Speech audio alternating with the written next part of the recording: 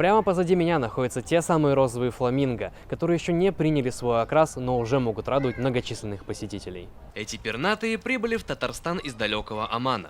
3 года казанский зоопарк ждал, когда доставят с Аравийского полуострова этих фламинго.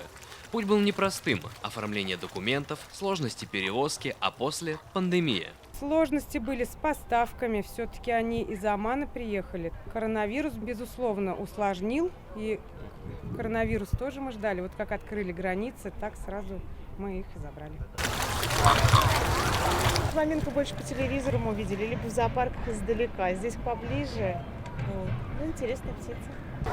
Сейчас пока еще белые фламинго осваиваются в специально созданном водоеме зоопарка. Для них особый рацион – рачки и моллюски.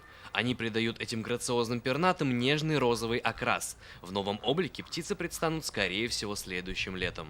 Яркий окрас обусловлен каротиноидами, специальными ферментами, которые содержатся в пище. И, соответственно, сейчас у них очень хороший рацион, специальные корма. И то есть они у нас скоро будут очень красивые, розовые. Вместе с фламинго в казанский зоосад прибыли редкие большеухие лисицы. Место их обитания – Африка. В России они впервые. Ни в одном зоопарке страны этих хищников нет.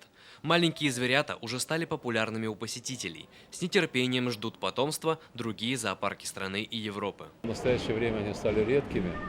Вот, и мы привезли пару из Африки, потому что в Европе уже там близкородственные, они все там, размножение. Когда мы предложили координатору европейскому, что вот мы можем с Африкой привезти, он очень обрадовался, говорит, привозите, потому что вот сейчас потомство получили, оно у нас пойдет уже в европейский зоопарк, и будем передавать по рекомендации координатора. То есть наши лисята уже востребованы. Сейчас сотрудники зоосада готовятся к очередному пополнению. Осенью здесь ждут черного носорога и 3 горилл. Александр Кулалаев, Ленар Хузяхметов, ТНВ Казань.